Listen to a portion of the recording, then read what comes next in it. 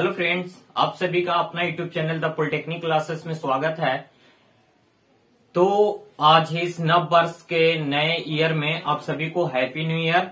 और एक बार फिर से मैं कहना चाहूंगा, साल आते रहें साल जाते रहें, आप यूं ही सदा मुस्कुराते रहें। तो चलिए इस नए साल में एक नए आगाज की ओर, और इस नए साल के टाइम में जो आपका फर्स्ट मंथ है, इसमें एक नए अंदाज है के साथ आप लोगों को एक टारगेट मिला है। उस टारगेट को क्या करना है, अचीव करना है। और उसको अचीव करने के लिए हमें क्या करना पड़ेगा, मेहनत करना पड़ेगा। और उस मेहनत को इस ढंग से करना पड़ेगा कि हम इस कम टाइम में भी अच्छे से अच्छा रिजल्ट ला सके। जैसे कि आप लोग का सेमेस्टर का एग्जाम में 27 जनवरी से शायद स्टार्ट होने वाला है, और मैं आशा करता हूं कि आप लोगों की तैयारी अच्छी चल रही होगी। अगर अच्छी नहीं चल रही है तो हम आपके साथ हैं, द पॉलिटेक्निक क्लासेस की टीम आपके साथ है। आप बताएं, हम उसका सोल्यूशन निकालेंगे। देखिए, अभी सारा सिलेबस समाप्त हो चुका है, कभी एक मंथ पहले ही लगभग। और सारा में क्या चल रहा था हम लोग का, तो हम लोग का टेस्ट चल रहा था, लिखने की प्रैक्टिस चल रही थी। क्योंकि मैंने इसके पहले वाले वीडियो में जो रामबाण बताया था, जिन्होंने इसके पहले वाला वीडियो नहीं देखा वो इस वीडियो के डिस्क्रिप्शन में जाके पहले वो वीडियो देख लें, उसके बाद इस वीडियो को देखें, ठीक है। तो रामबाण तो मैंने बता दिया था कि क्या होता है। रेडियो एंड टेलीकम्युनिकेशन और टेलीविजन इंजीनियरिंग की बातें हम लोग कर रहे थे। तो रेडियो एंड टेलीकम्युनिकेशन के कुछ VVI न्यूमेरिकल थे जो कि हमारे सिलेबस में इंक्लूड नहीं है, लेकिन वो पूछे जाते हैं। तो जिसका सॉल्यूशन आप लोगों ने देख लिया होगा, मैं आशा करता हूं कि आप लोग को समझ में भी आया होगा और बना भी लिए होंगे।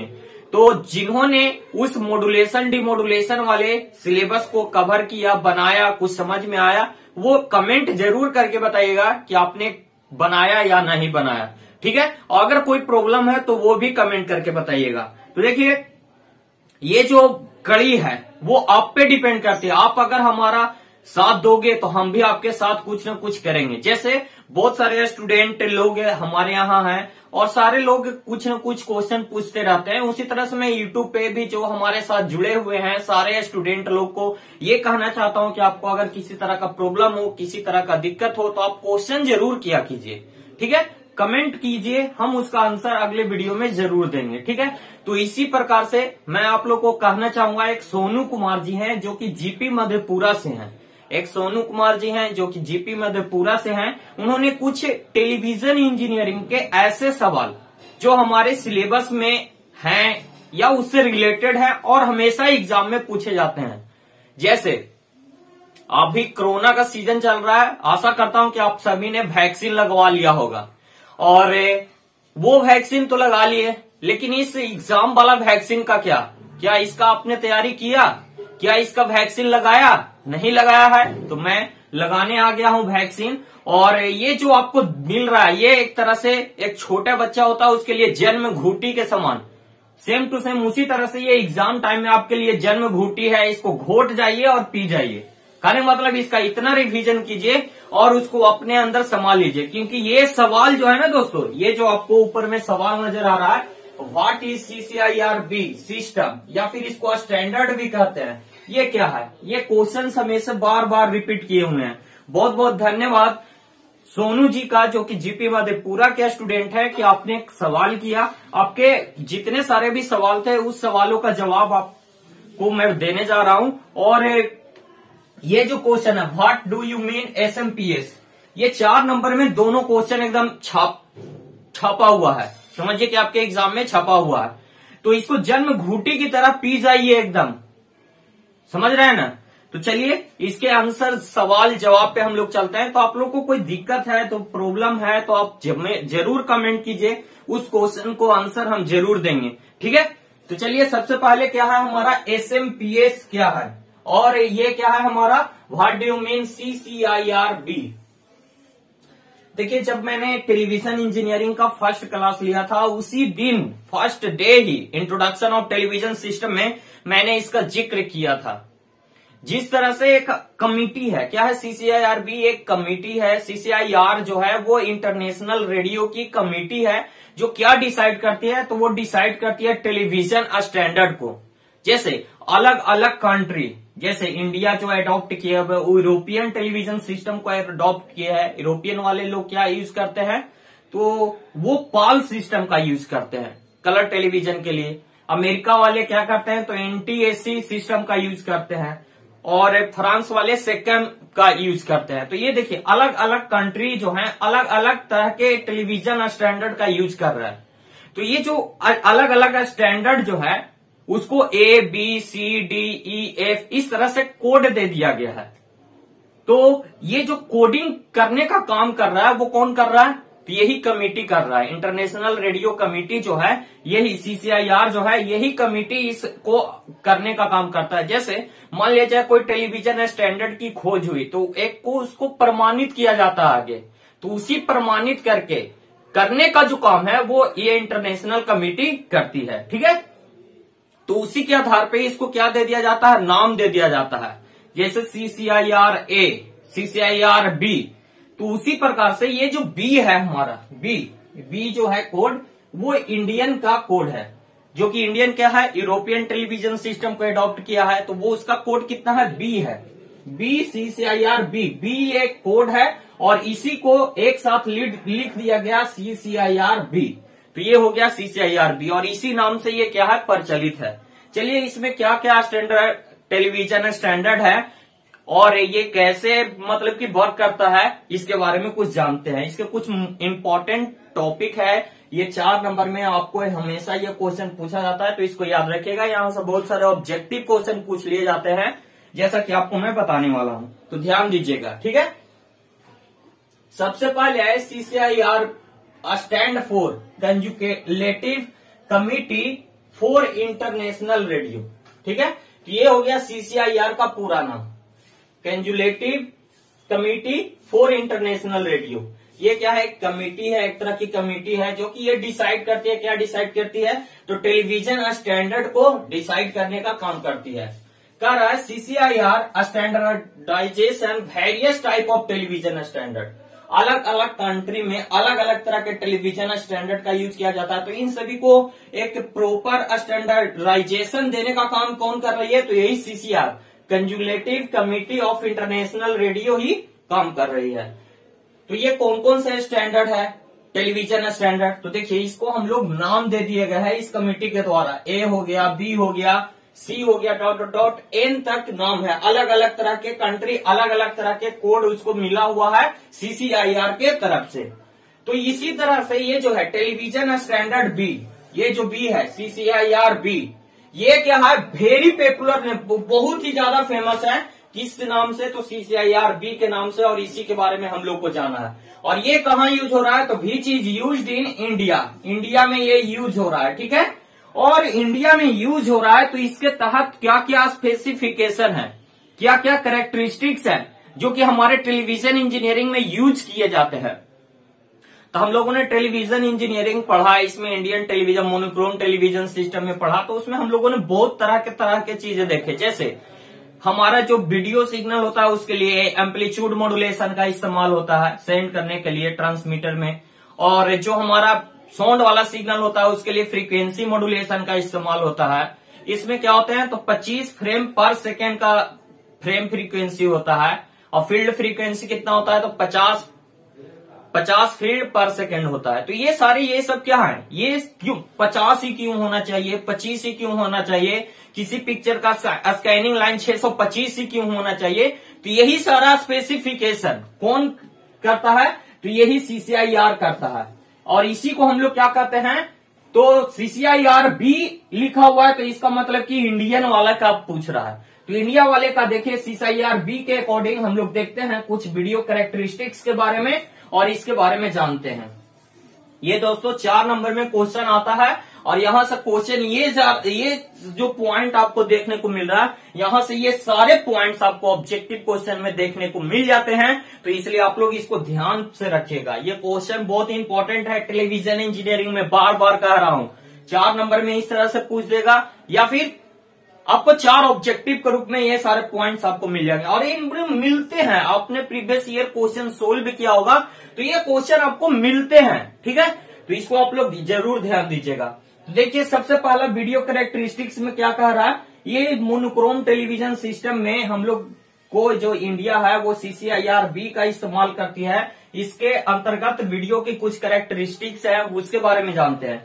जैसे कह रहा है number of scanning line picture, कोई पिक्चर में स्कैनिंग लाइन कितना होगा CCIR-B के अकॉर्डिंग, तो ये हो जाएगा 625। तो हम लोग जानते हैं इंडियन टेलीविजन सिस्टम में कि स्कैनिंग लाइन कितना होता है, तो 625 होता है। यही अगर NTSC की बात करता, अमेरिकन वाला टेलीविजन स्टैंडर्ड की, तो वहां पे कितना होता है, वहां पे देखिए ये ऑब्जेक्टिव है, इसको याद रखिएगा, ठीक है। अमेरिका में कितना इस्तेमाल किया जाता है, तो 525 स्कैनिंग लाइन, ठीक है। उसके बाद है पिक्चर फ्रीक्वेंसी, पिक्चर या फ्रेम फ्रीक्वेंसी, कितना नंबर ऑफ फ्रेम एक सेकेंड में ट्रेवल कराया जाता है। तो हम लोगों ने पढ़ा था इंटरलैस स्कैनिंग में, जो कि एक क्या था, फ्लिकर था। फ्लिकर के दौरान हम लोगों ने उसको रिमूव करने के दौरान हम लोगों ने पाया था कि जो हमारा 24 फ्रेम पर सेकंड पहले शुरुआती समय में सेंड किया जाता था, तो उसमें एक फ्रेम के बाद दूसरे फ्रेम को आने में बीच में टाइम इंटरवल हो जा रहा था, जिस दौरान हमें ब्लैक दिखाई दे रहा था परसेंटेज ऑफ विजन के कारण से। तो उसको रिमूव करने के लिए हम लोगों ने क्या किया था, इंटरलैस स्कैनिंग लाया और उसको 24 फ्रेम पर सेकेंड भेजा गया। 24 फ्रेम से 25 फ्रेम पर सेकेंड भेजा गया और उसको 2 फील्ड में डिवाइड कर ले रहे थे। तो वही है यहाँ पे, ये 25 फ्रेम पर सेकेंड। जबकि अमेरिका वाला में कितना फ्रेम होता है, तो अमेरिका वाला में होता है 30 फ्रेम पर सेकेंड, ठीक है। और उसके बाद देखिए 25 फ्रेम है तो फील्ड फ्रीक्वेंसी कितना हो जाएगा, तो फील्ड फ्रीक्वेंसी जस्ट उसका दुगना हो जाता है। एक फ्रेम को 2 फील्ड में डिवाइड करते हैं दोस्तों, याद रखिएगा, एक फ्रेम को 2 फील्ड में डिवाइड करते हैं, जैसा कि हम लोग इंटरलैस स्कैनिंग में अच्छे तरह से इसको पढ़े हैं। तो ये देखिए ये 50 फील्ड हो जाएगा, 25 दूना 50। तो यहाँ पे अमेरिका वाला में क्या हो जाएगा, 30 दूनी 60, 60 फील्ड पर सेकेंड। देखिए ये ऑब्जेक्टिव है दोस्तों, इसको ध्यान रखिएगा, एकदम हाथ आता है। अब क्या आएगा, इंटरलैस रेशियो। इंटरलैस रेशियो में किसका किसका रेशियो, तो नंबर ऑफ फील्ड बटा number of frame. Number of field कितना है, 50 है और 25 है। नंबर ऑफ फ्रेम तो ये हो जाएगा 50 बटे 25, तो 25 से ही 2 बार में कट जाएगा, तो 2:1। ये हो गया रेशियो। क्या हो गया, नंबर ऑफ फील्ड और फ्रेम का रेशियो को हम लोग इंटरलैस रेशियो के नाम से जानते हैं। तो ये कितना है, 2 अनुपात है। यहाँ पे भी उसी तरह से, यहाँ पे भी 2 अनुपात, रेशियो सेम ही रहेगा, ठीक है। क्यों, क्योंकि यहाँ पे देखिए 60 फील्ड है और 30 फ्रेम है, तो 60 बटा 30 होगा, तो 30 से 2 बार में कटेगा, तो 2 अनुपात 1 आ जाएगा, ठीक है। उसके बाद नेक्स्ट क्या है, नेक्स्ट है line frequency. Line, total line कितना होता है, तो हॉरिजॉन्टल लाइन और वर्टिकल लाइन को इंटू कर देते हैं, तो हमारा कितना आता है, इंडियन टेलीविजन सिस्टम में आता है 15,625 स्कैनिंग लाइन पर सेकेंड। फिर कह रहा है एस्पेक्ट रेशियो। एस्पेक्ट रेशियो के बारे में आप लोगों ने पढ़ा था क्या, विड्थ बटा हाइट, जो कि कितना होता है 4:3। देखिए ये क्वेश्चन एकदम बार इस पे एक न्यूमेरिकल क्वेश्चन भी आता है, जो कि मैंने बताया है आप लोग को। उसके बाद है वीडियो बैंडविड्थ कितना होता है, तो 5 मेगाहर्ट्ज। कितना होता है, 5 मेगाहर्ट्ज। उसके बाद कह रहा है साउंड मॉड्यूलेशन की बात कर रहा है। साउंड मॉड्यूलेशन क्यों होता है, तो FM होता है। वीडियो मॉड्यूलेशन की बात कर रहा है तो AM होता है। तो इस तरह से ये सारे स्टैंडर्डाइजेशन है CCIR-B के, जो कि हमारे इंडियन टेलीविजन सिस्टम के लिए यूज किया जाता है, ठीक है। तो अब कोई क्वेश्चन अगर पूछे कि CCIR-B क्या है, तो ये सारी बातें आपको ध्यान में होनी चाहिए। तो यहां से 4 नंबर में ये क्वेश्चन और 6 ऑब्जेक्टिव, तो टोटल नंबर कितना हो गया, 10 के साथ इधर भी कुछ ऑब्जेक्टिव है, इसको भी इंक्लूड कर लेंगे। लगभग 15 नंबर का हम लोगों ने यहाँ पे सवाल का आंसर का जाना, क्वेश्चन का आंसर जाना। तो आप लोग को ये वीडियो कैसा लग रहा है, ये कमेंट करके जरूर बताइएगा। आपके कमेंट, आपके एक लाइक ये हमारे लिए एक मोटिवेशन का काम करते हैं, ताकि हम अगली बार फिर से नए दुगने अंदाज में आपके साथ जुड़ सकें, ठीक है। तो आप सभी इस वीडियो को शेयर भी कीजिएगा, ताकि ज्यादा से ज्यादा स्टूडेंट इसका फायदा उठा सके और वो अच्छे से अच्छे मार्क्स ला सके, इलेक्ट्रॉनिक्स इंजीनियरिंग का नाम रोशन कर सके। तो चलिए आइए हम लोग नेक्स्ट क्वेश्चन की ओर बढ़ते हैं, और हमारा नेक्स्ट क्वेश्चन बहुत ही इंपॉर्टेंट है दोस्तों। इसको आप लोगों ने कंप्यूटर इंजीनियरिंग में भी पढ़ा होगा, अगर आप लोगों ने आईटी पढ़ा होगा तो वहां पे भी ये कुछ पढ़ने का था। तो चलिए आइए हम लोग देखते हैं नेक्स्ट अगले क्वेश्चन को। तो अगला क्वेश्चन है, what do you mean SMPS? SMPS का पूरा नाम क्या है, इसके बारे में बताइए। ये क्या करता है, कैसे वर्क करता है? तो देखिए दोस्तों, हमारे यहाँ बहुत सारे इलेक्ट्रॉनिक्स इक्विपमेंट यूज किए जाते हैं, इलेक्ट्रॉनिक्स डिवाइस यूज किए जाते हैं, और इन सारे डिवाइस को ऑपरेट करने के लिए एक पावर सप्लाई की जरूरत होती है। उस पावर सप्लाई को हम लोग क्या कहते हैं, एसएमपीएस शॉर्ट में, और इसका पूरा नाम है स्विच मोड पावर सप्लाई। कहने का मतलब ये हुआ एसएमपीएस एक ऐसा पावर सप्लाई है, इसके इनपुट में देखिए इलेक्ट्रॉनिक्स डिवाइसेस जो होती हैं वो एक बहुत ही स्मॉल वोल्टेज पे वर्क करती है, बहुत ही स्मॉल उसको चाहिए अमाउंट में करंट वोल्टेज। तो उसके लिए क्या किया जाता है, उसके लिए, और ये देखिए ये इसमें अगर कुछ फ्लक्चुएशन होते रहेगा तो उस इलेक्ट्रॉनिक्स डिवाइस में एक्यूरेसी जो है उसका, उस डिवाइस का एक्यूरेसी जो है वो कम जाएगा। जैसे मैं बताता हूं, अगर आप लोगों ने टीवी देखा होगा, टीवी देखा होगा, तो टीवी में देखिएगा कि जब हम बिना स्टेबलाइजर के मदद से, एक तरह से हम एग्जांपल दे रहे हैं, इसको समझने की कोशिश कीजिएगा, बिना स्टेबलाइजर के मदद से अगर उसको हम डायरेक्ट एसी सप्लाई में कनेक्ट कर देते हैं तो क्या होता है, जब वोल्टेज लो होता है तो हमारा पिक्चर ट्यूब पे, स्क्रीन पे जो है पिक्चर जो है, जैसे यहाँ पे देखिए ये टीवी का स्क्रीन है, क्या है दोस्तों, टीवी का स्क्रीन, पुराना वाला जमाना वाला टीवी की बात कर रहा हूं, ध्यान से इसको समझिएगा। तो ये इतने दूर में फिगर अभी दिखा, मतलब वोल्टेज अभी सही है, पूरा फिगर दिखा रहा है, लेकिन वोल्टेज कम हो जाता है तो उसका पिक्चर जो है हमारे को इतने दूर में ही दिखाता है।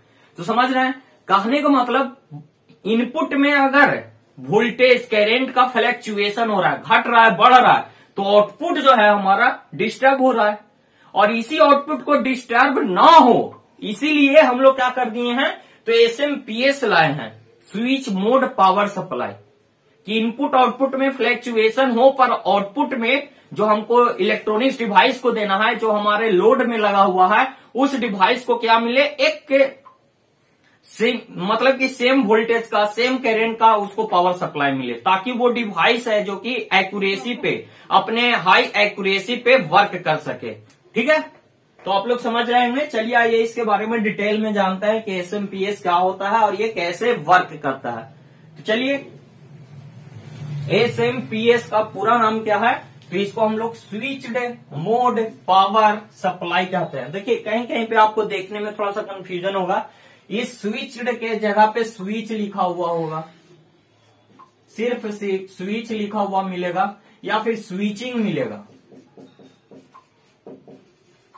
देख रहे हैं V1, V2 और V3, समझ रहे हैं ना। तो इससे कोई हड़बड़ाइएगा नहीं कि हमको पढ़ाए थे सर स्विच्ड और यहाँ पे लिखा हुआ है स्विच, तो ये दूसरा है, दूसरा नहीं है, वही है, सिर्फ देख रहे हैं V1, V2, V3 का फर्क है, तो इसलिए मैंने बता दिया। देखिए ये क्या है, तो SMPS is an electronics power supply that incorporate a switching regulator to convert electrical power efficiently.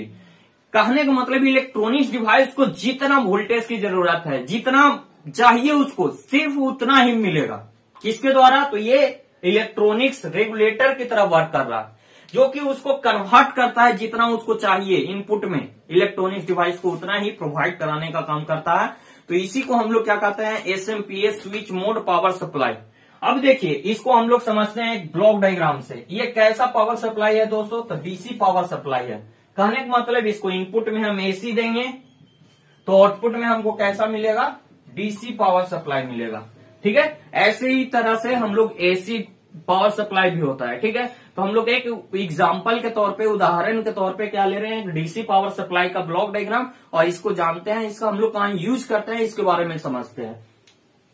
देखिए ये फिगर से आप लोग समझ रहे होंगे ये क्या है, तो ये है ट्रांसफॉर्मर। देखिए तो सर दिख रहा है ना, ये क्या है, ये है ट्रांसफॉर्मर। ठीक है, उसके बाद ये सिंबल से आप लोग समझ रहे होंगे ये क्या है, तो ये है रेक्टिफायर। और ये क्या है, इसको हम लोग कहते हैं फिल्टर। सिंबल किसका है अभी हम जिक्र करने वाले हैं। और ये है रेगुलेटर। ठीक है, अब देखिए क्या होता है, इसको समझिए, इन बातों को समझिएगा। ट्रांसफार्मर के बारे में आप लोग जान रहे हैं। ये क्या किया जाता है, जो हमारा एसी सप्लाई है, एसी सप्लाई जो है वो इस ट्रांसफार्मर को इनपुट में दिया जाता है। ये ट्रांसफार्मर कैसा है, तो देखिए इसका प्राइमरी वाइंडिंग का कॉइल नंबर ऑफ कॉइल ज्यादा है और सेकेंडरी वाइंडिंग में नंबर ऑफ कॉइल कम है। तो ये कैसा ट्रांसफार्मर होगा, तो स्टेप डाउन। स्टेप डाउन क्यों सर स्टेप डाउन है, तो स्टेप डाउन इसलिए है दोस्तों कि जो इलेक्ट्रॉनिक्स डिवाइसेस हैं उसको बहुत कम वोल्टेज की जरूरत पड़ती है, इसलिए यहाँ पे स्टेप डाउन ट्रांसफार्मर का यूज। तो देखिए इसको एसी इनपुट मिला और इस एसी इनपुट जो हाई में है 240 वोल्ट पे है, जो कि हमारा घरेलू में यूज किया जाता है, उसको क्या करेगा 220-240 वोल्ट पे जो है उसको क्या करेगा, उसको वो कन्वर्ट कर देगा लो वोल्टेज में।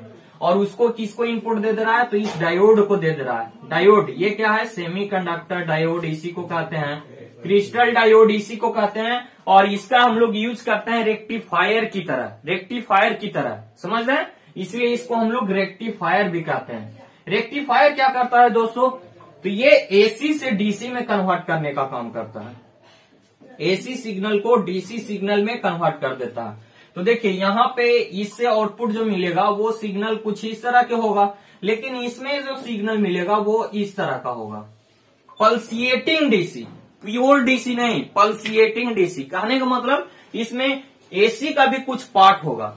तो देखिए हमको चाहिए डीसी, तो इस एसी वाले पार्ट को फिल्टर करने के लिए, हटाने के लिए हम लोग क्या कर लेते हैं, तो फिल्टर का यूज कर लेते हैं। लाइक एज ए फिल्टर की तरह यहाँ पे कैपेसिटर का यूज किया जाता है। कैपेसिटर ये क्या सिंबल है, कैपेसिटर। कैपेसिटर क्या करता है, तो एसी को ब्लॉक करने का काम करता है और डीसी को पास होने का काम करता है। एसी क्या होता है, तो AC change in voltage, capacitor क्या करता है, चेंज इन वोल्टेज को अपोज करता है, और जो कांस्टेंट वाला होता है उसको पास करने का काम करता है। तो यहाँ पे देखिए एसी को क्या कर दे रहा है, इस कैपेसिटर के थ्रू क्या करेगा, एसी को ब्लॉक कर देगा और डीसी को पास होने देगा। तो जो प्रॉपर डीसी मिलेगा वो डीसी किसको जाएगा, तो जेनर डायोड। ये किसका सिंबल है, तो जेनर डायोड का, जेनर डायोड का। ये ऑब्जेक्टिव क्वेश्चन में दोस्तों आपको पावर इलेक्ट्रॉनिक्स में भी और यहाँ पे भी पूछ दिया, यहाँ पे नहीं पूछेगा लेकिन पावर इलेक्ट्रॉनिक्स में पूछा जाता है। लाइक एज ए रेगुलेटर की तरह, वोल्टेज रेगुलेटर की तरह किसका इस्तेमाल किया जाता है, तो याद रखिएगा जेनर डायोड का इस्तेमाल किया जाता है। आप लोगों ने पढ़ा होगा regulated power supply, power electronics में, पावर इलेक्ट्रॉनिक्स में आप लोगों ने पढ़ा होगा रेगुलेटेड पावर सप्लाई। तो वहां पे कुछ इसी तरह का सर्किट आप लोगों को सर ने बताया होगा। तो ये जो है लाइक एज ए रेगुलेटर की तरह वर्क करता है। और ये क्या करता है, इसके बाद इस जेनर डायोड के बाद जो आउटपुट मिलता है वो कांस्टेंट वोल्टेज मिलता है, और वही कांस्टेंट वाला डीसी सप्लाई किसको मिल जाएगा, लोड को मिल जाएगा, जो हमारा इलेक्ट्रॉनिक्स डिवाइस लगा हुआ है। तो इस तरह से एक एसएमपीएस है जो कि दोस्तों वर्क करता है। अब कहिएगा कि सर इसका इस्तेमाल हम लोग कहाँ पे करते हैं, तो आप लोग के पास क्या है, एक इलेक्ट्रॉनिक्स डिवाइस है मोबाइल, मोबाइल के बिना दिन कटता नहीं।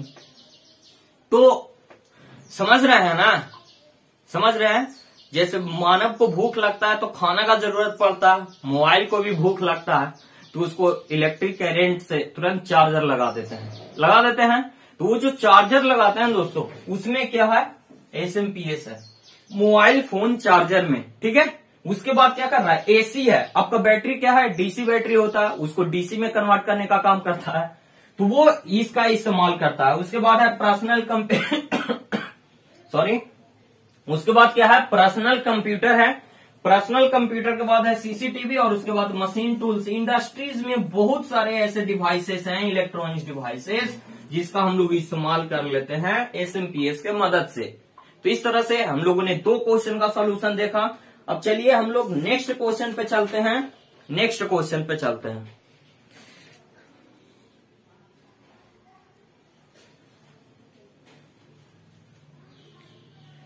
तो चलिए नए क्वेश्चन, नेक्स्ट क्वेश्चन पे हम लोग आते हैं। और नेक्स्ट क्वेश्चन है आपका क्या, तो नेक्स्ट क्वेश्चन है आपका what is difference between TV receiver, what is difference between TV receiver and video monitor.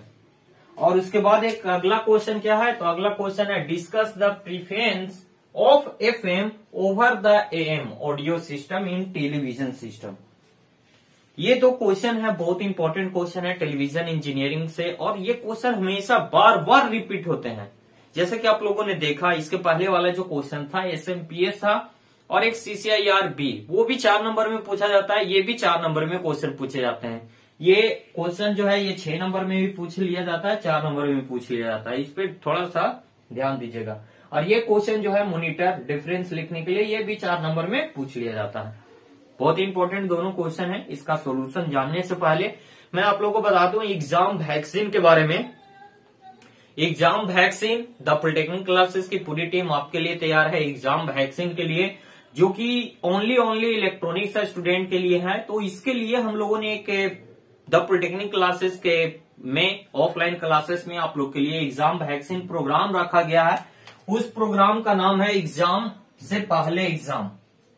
Exam से पहले एग्जाम, एग्जाम से पहले एग्जाम का, पहले एग्जाम का। तो जो भी एग्जाम वैक्सीन के इस प्रोग्राम में पार्टिसिपेट करने वाले हैं वो जरूर, अगर उनको इससे रिलेटेड किसी भी तरह का डाउट है तो वो उस डाउट को कवर करने के लिए 9204047883 पे कॉल कर सकते हैं। देखिए इस एग्जाम से पहले एग्जाम वाले वैक्सीन में 2 चीजें होने वाली है। एक चीज है कि आपके जो एग्जाम में आने वाले हैं क्वेश्चंस, जो आपके एग्जाम में क्वेश्चंस आने वाले हैं, मैं फिर से रिपीट कर रहा हूं, ध्यान से सुनिएगा और इसको सारे स्टूडेंट को जरूर बताइएगा। जो आपके एग्जाम में 5 सब्जेक्ट जो है, मेजरमेंट 2, फिर आपका टेलीविजन, रेडियो, माइक्रो प्रोसेसर, और फिर एक है आपका क्या है, एक क्या सब्जेक्ट है, मेजरमेंट 2 हो गया, माइक्रो प्रोसेसर। ये जो 5 सब्जेक्ट है आपके, इन 5 सब्जेक्ट का A to Z जो आपको क्वेश्चन आने वाला है एग्जाम में, वो दिया जाएगा, उसका एग्जाम लिया जाएगा, और एग्जाम लेने के बाद उसका सॉल्यूशन करवाया जाएगा, सॉल्यूशन। और वही सॉल्यूशन क्या है, एग्जाम वैक्सीन की तरह वर्क करेगा। तो आप लोग इस वाले वैक्सीन, एग्जाम वैक्सीन वाले प्रोग्राम में जरूर शामिल हो और शामिल होकर के इसका लुत्फ उठाएं। समझ रहे हैं? किसी भी तरह का कोई प्रॉब्लम है तो इस नंबर पे कॉल कर सकते हैं। कहाँ होगा सर, कैसे होगा, ये सारा चीज इस वीडियो के डिस्क्रिप्शन में भी आपको दे दिया जाएगा, और ऐसे इस नंबर पे कॉल करके भी आप जान सकते हैं। तो चलिए ये जो एग्जाम है, एग्जाम से रिलेटेड जो जड़ी बूटी आपको मिल रही है, ये समझिए कि जड़ी बूटी है संजीवनी। देखे थे ना रामायण में, लक्ष्मण जी मूर्छित हो गए थे तो हनुमान जी ने संजीवनी बूटी लाया था। तो ये संजीवनी बूटी है आपके लिए इस एग्जाम को क्वालिफाई करने के लिए, इस एग्जाम में अच्छे स्कोर करने के लिए। और ये सारे क्वेश्चन हमेशा बार बार रिपीट होते हैं। तो आप लोगों को ये वीडियो सेशन कैसा लग रहा है ये जरूर बताइए, और साथ साथ कमेंट करके जरूर ये बताइए कि आपको क्या प्रॉब्लम है, कौन सा क्वेश्चन में दिक्कत है, कौन सा सब्जेक्ट के किस टॉपिक में दिक्कत है, ये जरूर बताइए, ताकि हम आपकी हेल्प कर सके इस जड़ी बूटी के साथ। ठीक है, तो चलिए आइए इस जड़ी बूटी में हम लोग सबसे पहले देखते हैं what is the difference between TV receiver and TV monitor. यहाँ पे देखिए कुछ स्टूडेंट सोच रहे होंगे कि सर ये टीवी रिसीवर से क्या मीनिंग निकल रहा है। टीवी रिसीवर से दोस्तों ये मीनिंग निकल रहा है, जो आपके यहाँ घरों में टीवी है, वो जो टीवी है उसी को हम लोग क्या कहते हैं, टीवी रिसीवर। क्या कहते हैं, टीवी रिसीवर। जिसमें हम लोग वीडियो देखते हैं उसको क्या कहते हैं, टीवी रिसीवर। तो आपके घर में जो टीवी है उसको, और जो कंप्यूटर में यूज किया जाता है मॉनिटर, देखे होंगे आप लोग पुराने टाइप के जो कंप्यूटर होते थे, वो उसको हम लोग क्या कहते थे, मॉनिटर कहते थे। उस मॉनिटर और इस टीवी वाला जो पिक्चर ट्यूब है, इन दोनों में बहुत सारा डिफरेंस होता है। अब बोलिएगा कि सर क्या डिफरेंस होता है, तो हाँ सर डिफरेंस होता है, बहुत तरह तरह का डिफरेंस होता है। कैसे, इसको अभी हम लोग समझने वाले हैं। तो इन्हीं दोनों के बीच में क्या लिखना है, डिफरेंस लिखना है। तो वही यहाँ पे सबसे पहले तो एक लाइन जरूर क्वेश्चन का आंसर लिखते समय ये ध्यान दीजिएगा कि आंसर जरूर लिखा कीजिए। जैसे यहाँ पे छुटा हुआ है, क्या छुटा हुआ है, तो आंसर। ये 4 नंबर क्वेश्चन दे दिया और उसके बाद यहाँ पे आंसर लिख दिए, और उसके बाद एरो दीजिए, कोई दिक्कत नहीं है। यहाँ पे भी देखिए, यहाँ पे एक लाइन सर ने छोड़ दिया है। क्या लाइन छोड़ दिया है, तो हमने छोड़ दिया है, क्या वो छोड़ दिया है, ये बताते हैं। यहाँ पे देखिए, अब यहाँ पे लिखना है आपको what is the difference between TV receiver and video monitor. ठीक है। तो इस क्वेश्चन को लिखने से पहले यहाँ पे एक लाइन आप लोग आंसर दे करके ऐड कर लीजिएगा दोस्तों, आप लोग जरूर ऐड कर लीजिएगा। वहां पे लिखिएगा there are following difference between monitor and TV receiver. There are following difference between TV monitor और टीवी रिसीवर। तो ये लाइन आप लोग जरूर लिख लो, उसके बाद इसको लिखना है, ठीक है। तो ये सारे मेथड होते हैं एग्जाम में कॉपी लिखने का, जिससे आपको ज्यादा से ज्यादा स्कोर मिल सके। जैसे 4 नंबर का है तो 4 नंबर आपको पूरा मिल सके। ये अट्रैक्ट करना है हमको, एग्जामिनर को अट्रैक्ट करना है, उसको अपने कॉपी को चेक करने पे उसको मजबूर करना है कि हमको 4 में 4 नंबर दो। अब क्यों मजबूर करेंगे, तो हम 6 पॉइंट लिखेंगे 4 नंबर में, 8 6 दूना 12 पॉइंट लिखेंगे, वो खुश होकर के आपको 4 नंबर दे देगा। अब 2 पॉइंट लिख करके भाग जाइएगा तो वो भी जल्दबाजी में 2 नंबर देके आगे बढ़ जाएगा। इन सारी बातों को ध्यान रखते हुए ही आपको बताया जा रहा है। तो एग्जाम में अगर इन सारी बातों को आप ध्यान रखते हैं तो आपको बहुत ही ज्यादा हेल्प मिलेगा, ठीक है। तो चलिए आगे हम लोग चलते हैं टीवी डिफरेंस की ओर। तो देखिए ये क्या है, मॉनिटर। मॉनिटर बोले तो कंप्यूटर वाला मॉनिटर जो इस्तेमाल कर रहे हैं। टीवी रिसीवर जो आप लोग टीवी देख रहे हैं घर पे जो आपका टीवी है, जिस स्क्रीन पे आप लोग देख रहे हैं उसका, ठीक है। तो ये देखिए यहाँ पे साइज का कंपेरिजन किया है। The size of monitor is small as compare to television. जो हमारा मॉनिटर होता है, मॉनिटर उसका साइज टीवी के कंपेरिजन में क्या होता है, छोटा होता है, ठीक है। तो इसी के जस्ट अपोजिट साइड में टीवी रिसीवर में क्या लिखा हुआ है, the size of television is large.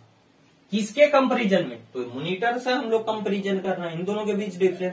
तो मॉनिटर के कंपैरिजन में इसका साइज थोड़ा सा लार्ज होता है। कह रहा है कि the resolution of monitor is high.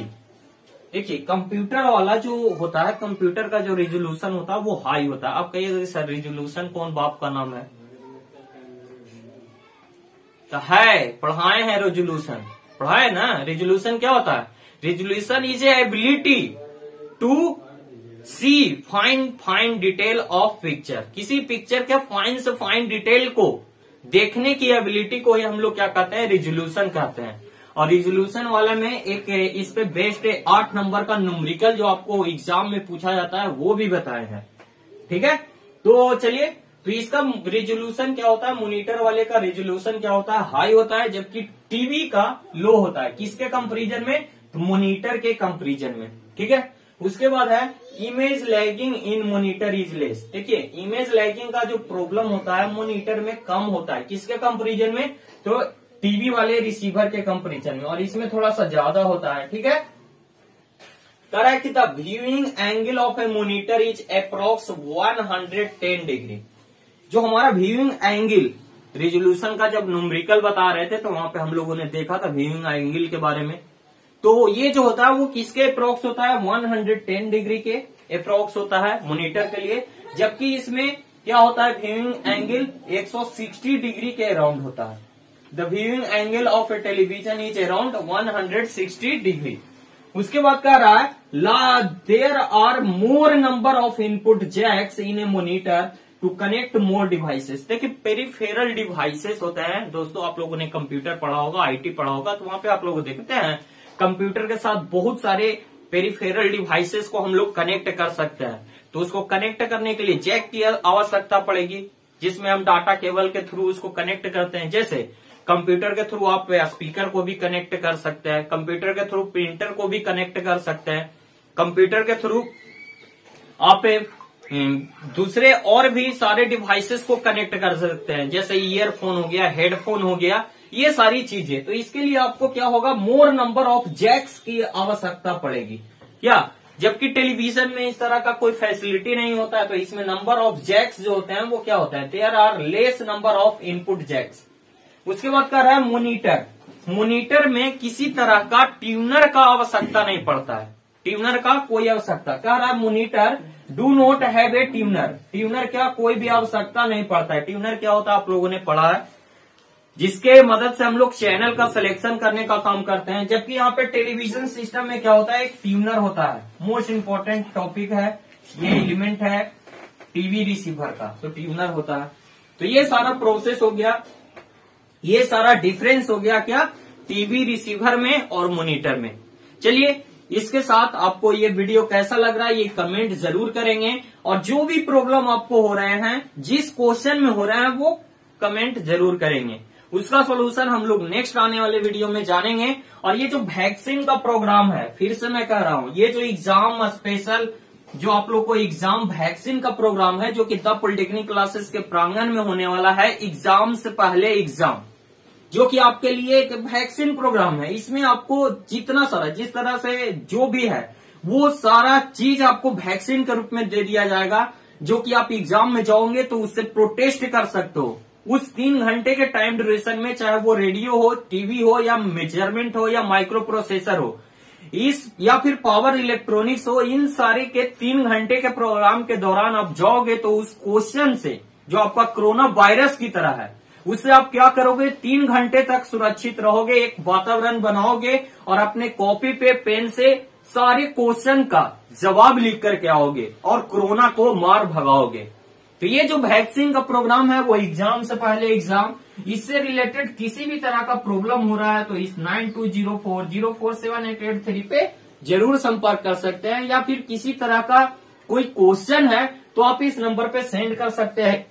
The polytechnic classes की टीम उसको आपको जरूर सोल्व कराएगी, ताकि आपको एग्जाम में किसी तरह का प्रॉब्लम ना हो सके। तो चलिए, इसके साथ हम लोग बढ़ते हैं नेक्स्ट आने वाले क्वेश्चन पे। उससे पहले आप लोग कमेंट ये भी करके बताइएगा कि आप लोग कौन कौन से कॉलेज से हैं और आपका नाम क्या है, और आपका कोई एक फेवरेट सब्जेक्ट क्या है, ये भी जरूर बताइएगा, क्योंकि आपके उस फेवरेट सब्जेक्ट से हो सकता है कि आने वाले समय में कुछ आप लोगों से करवाया जाए, क्विज वगैरह ये सब, ठीक है। तो अब डर मत जाइएगा कि मेरा फेवरेट सब्जेक्ट ये है, हम बोल देंगे हमसे सर क्वेश्चन पूछेंगे, कोई दिक्कत नहीं है, अब बताइएगा जरूर। तो चलिए नेक्स्ट क्वेश्चन पे। नेक्स्ट क्वेश्चन बहुत इंपॉर्टेंट, इतना इंपॉर्टेंट कि आप सोच भी नहीं सकते हैं। ये टेलीविजन इंजीनियरिंग में 2 क्वेश्चन इससे रिलेटेड है। एक क्वेश्चन कि आपका क्या होता है, साउंड को कौन से मॉड्यूलेशन पे बेस्ड होता है, साउंड का प्रोपोगेशन जो करते हैं उसके लिए कौन सा मॉड्यूलेशन का यूज करते हैं, और टीवी वीडियो के लिए कौन सा मॉड्यूलेशन प्रोसेस का इस्तेमाल करते हैं।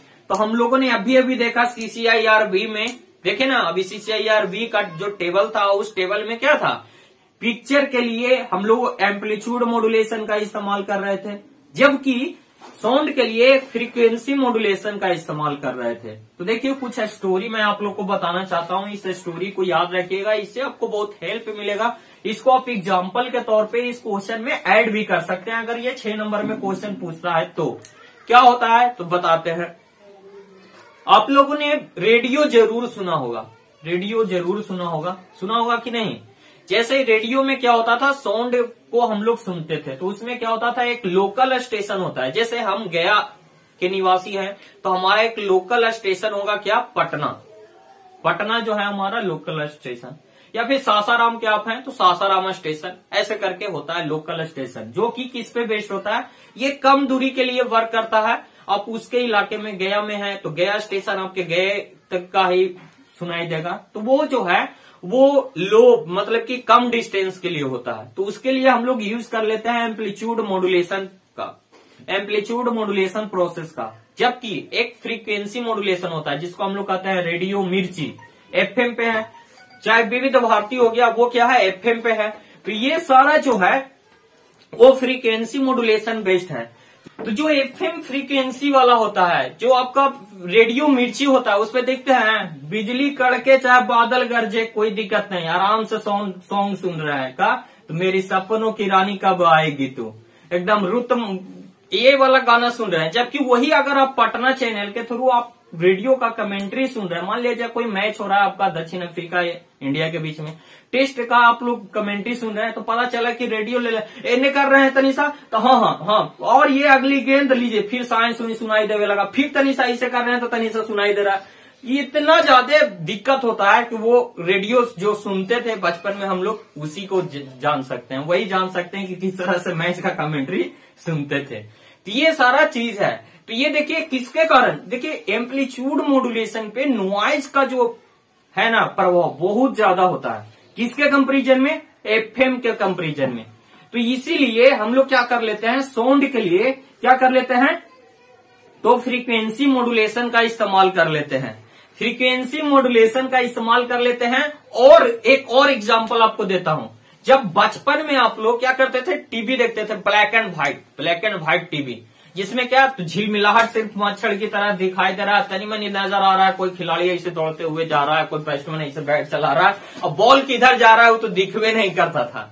लेकिन उस समय भी कमेंट्री के वजह से, साउंड वाला कमेंट्री के वजह से ही क्या होता था, साउंड वाला कमेंट्री के वजह से ही हम लोग उसको देख पाते थे। कहने का मतलब साउंड आकर्षक होता है ना दोस्तों, और फिगर में कोई मिनिमाइजेशन भी करना पड़ जाए, उसमें कोई प्रॉब्लम भी है तो हमको देखने में अच्छा लगता है, तो इसीलिए साउंड का इस्तेमाल किया जाता है। तो देखिए इसके कुछ एडवांटेज है फ्रीक्वेंसी मॉड्यूलेशन के, किसके ऊपर, तो एम्पलीट्यूड मॉड्यूलेशन के, जिसके कारण से ही हम लोग फ्रीक्वेंसी मॉड्यूलेशन का साउंड में यूज कर लेते हैं, साउंड को प्रोपेगेट करने के लिए।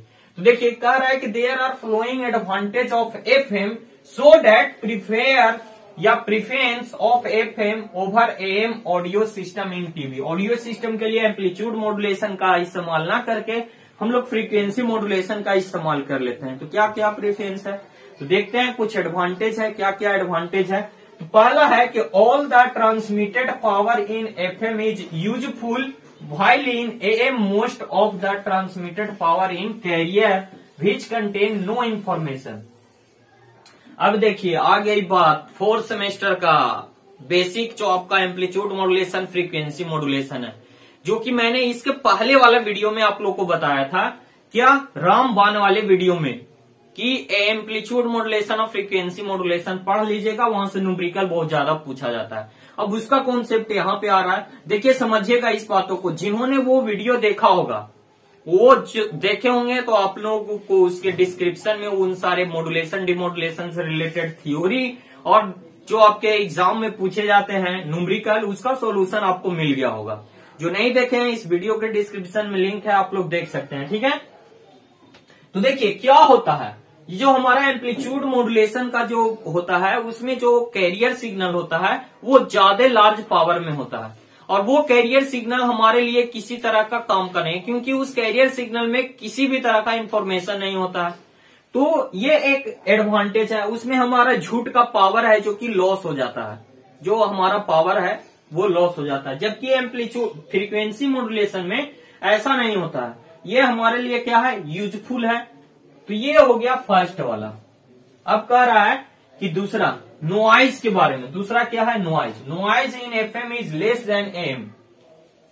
एम्पलीट्यूड मॉड्यूलेशन में नॉइज का प्रभाव ज्यादा पड़ता है। क्यों पड़ता है सर, ये बता दीजिए।